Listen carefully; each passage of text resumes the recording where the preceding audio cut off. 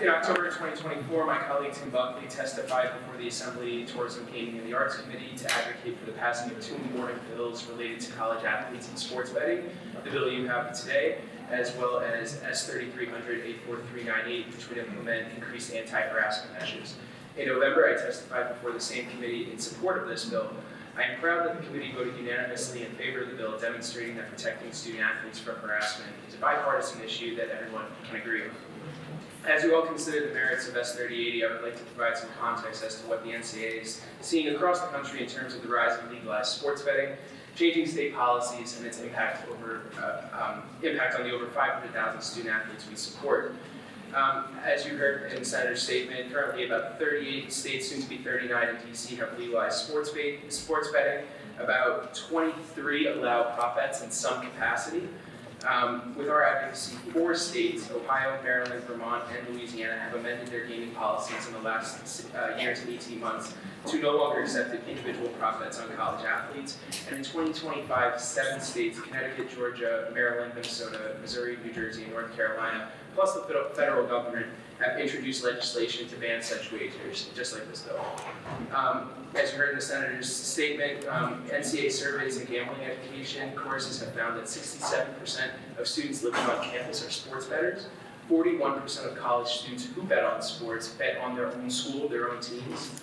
10% of D1 campus administrator respondents were aware of student athletes being harassed by someone with gambling interests. And as you heard in the Senator's statement, 1 in 3 student athletes infrequently bet on sports report receiving harassment.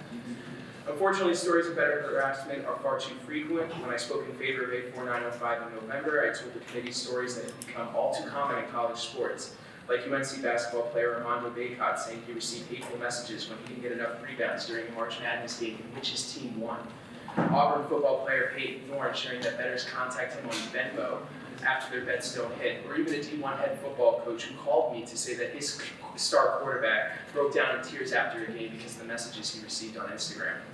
While recently released NCAA data for this year's men's and women's basketball tournament show a reduction in betting-related abuse, quotes from participating student athletes indicate that more still needs to be done. This year, Kansas men's basketball star Hunter Dickinson said, if they got rid of college prop bets for college players, I feel like that would eliminate 60 to 70% of my DMs I get. Indiana's Umar Ballo and William & Mary's Anhi Lee Cauley both reported receiving death threats online this season in relation to gambling.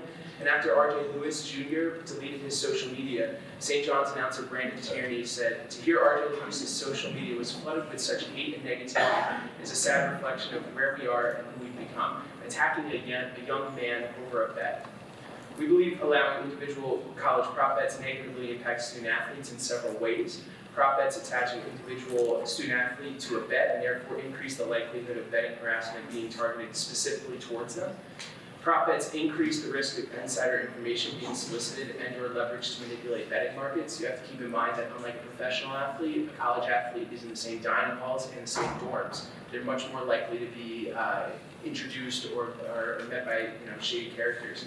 And prop bets may entice student athletes also to engage in sports betting by betting on themselves to outperform their line.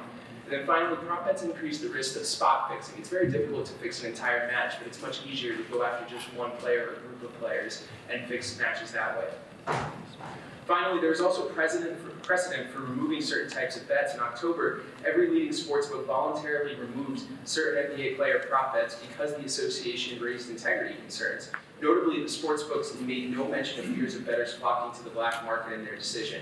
And just recently, the sportsbooks also removed a variety of high-risk bets, including bets just like this, college prop bets, as part of a licensing deal to obtain NCAA championship data earlier this year. In conclusion, New Jersey is a leader in sports betting policy. Your decisions will likely impact the states as they consider legalized sports betting or amending their current laws. We urge you to vote in favor of S3080. Thank you for including the NCAA today in your discussion on an important topic. I'm happy to answer any questions you have.